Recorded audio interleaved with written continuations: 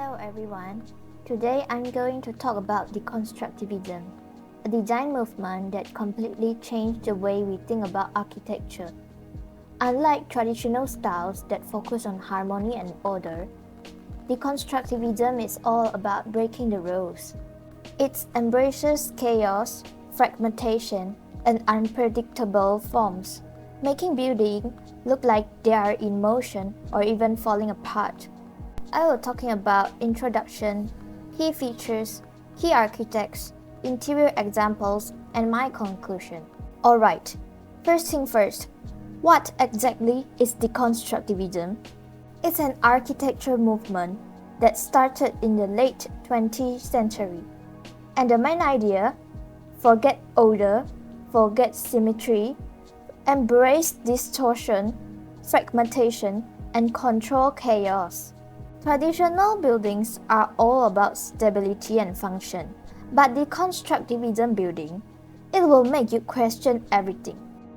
Imagine walking to a space where the walls aren't straight, the floors feel like they are shifting, and nothing seems normal. That's not an accident. It's the whole point. These buildings challenge the way we interact with space and push us to think differently. So, how do us recognize deconstructivism architecture? Here are a few giveaways. Disjointed forms. It looks like a puzzle that hasn't been put together properly. Distorted geometry. Straight lines? Nope! Everything is twisted or broken apart. Lack of visual stability. Some buildings look like they are defying gravity. Unconventional materials. Architects use new materials to make impossible-looking design possible. Then, we go to take a look at key architects and their architectural examples. First is Peter Eisenman. His full name actually is Peter David Eisenman. He born on August 11, 1932, and lived in Newmark, New Jersey, USA. His notable works will always break the traditional geometric rules.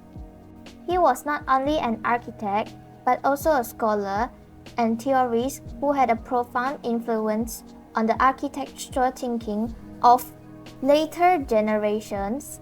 His theories promoted the integration of architecture with philosophy and linguistics, and challenged the traditional rules of architecture.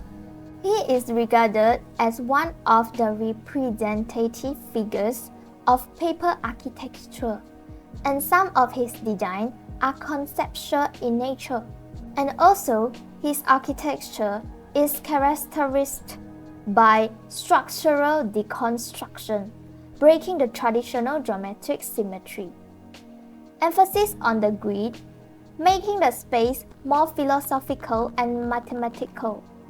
Rather than seeking visual comfort, it challenges the viewer's ways of understanding. This is his project in United States.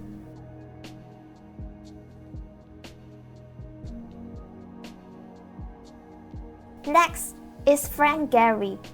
He born in February 28, 1929, and lived in Toronto, Canada. His famous project is Walt Disney Concert Hall.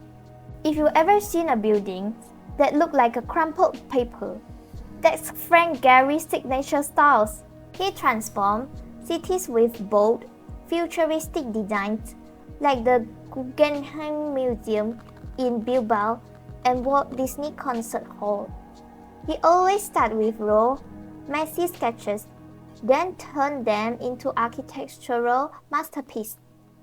This is Vitra Design Museum in Germany, 1989.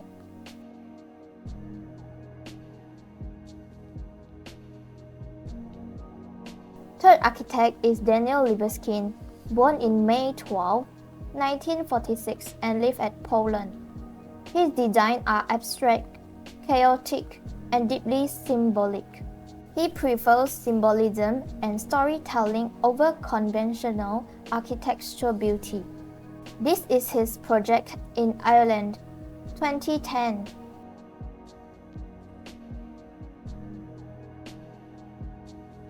The last architect is also my favorite architect. She is Zaha Hadid.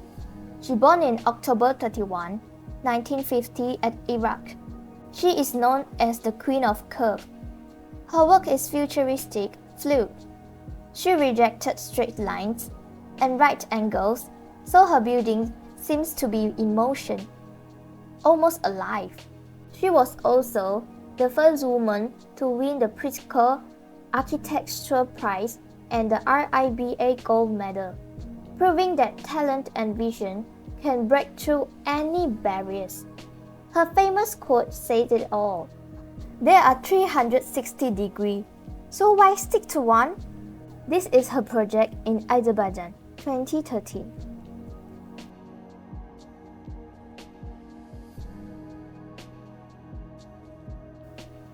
Famous interior examples.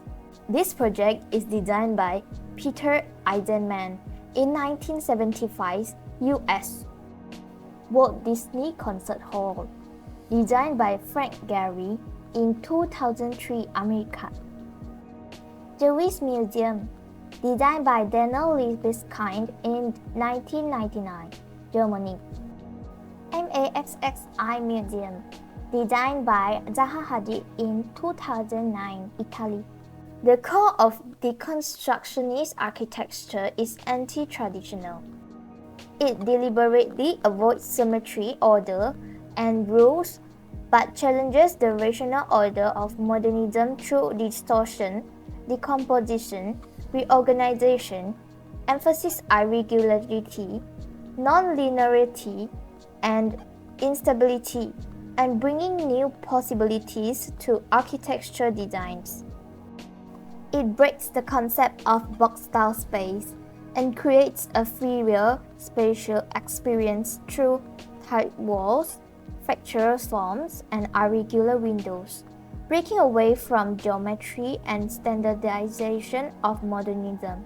At the same time, many deconstructionist buildings appear to be about to collapse or broken and spliced, deliberately creating a sense of instability, making the space more dramatic and challenging people's perception of architecture.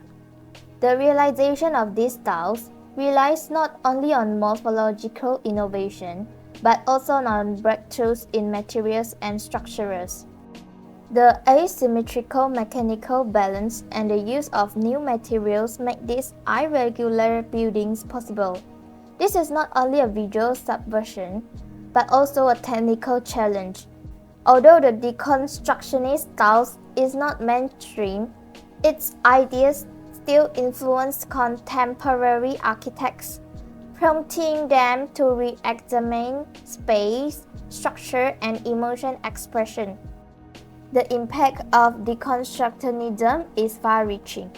It is not only an architecture exploration, but also a spirit that challenges conventions and pushes boundaries. This experimentation, enabling some seemingly impossible designs to be realized and leading us to believe that today's whims may become reality tomorrow. Last, I just want to say that just be bold and create. One day, your ideas might become true. Thank you.